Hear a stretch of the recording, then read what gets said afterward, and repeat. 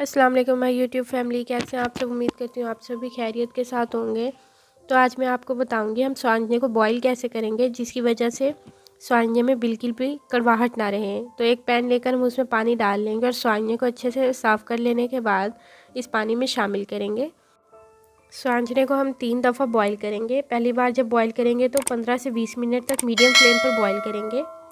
Viewers, इस तरह से अगर आप बॉईल करेंगे तो स्वांजने की बिल्कुल भी कड़वाहट नहीं रहेगी।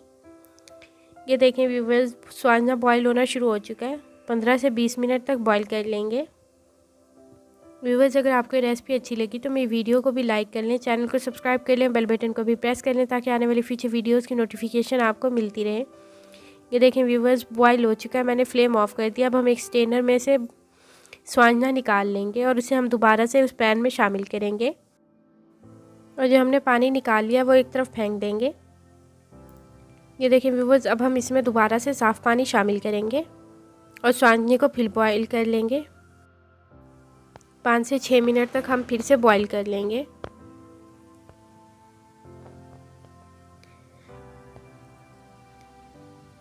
पाँच से 6 मिनट तक बॉईल करने के बाद हम इसे फिर से एक स्ट्रेनर में से निकाल लेंगे। इसी तरह 3 दफ़ा आपने बॉईल करना है और इसको स्ट्रेनर में से निकालना है। थर्ड बार जब हम निकाल लेंगे तो उस पर एक दफ़ा साफ़ पानी डाल लेंगे। उसके बाद हम इसे एक रुमाल पर रख लेंगे।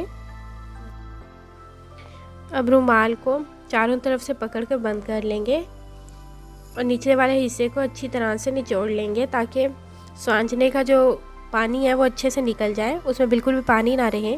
इस तरह आपने दबा दबा कर पानी निकालना है, जैसे कि आप वीडियो में देख रहे हैं। ये देखें व्यूअर्स, स्वांजना कुछ इस तरह से दिखाई देगा। इस तरह से स्वांजना बॉईल करेंगे तो कड़वाहट बिल्कुल भी नहीं रहेगी। स्वांजना पकाने की रेसिपी मैंने ऑलरेडी आपके साथ शेयर की है, मैं आई बटन में उसका लिंक दे दूँगी।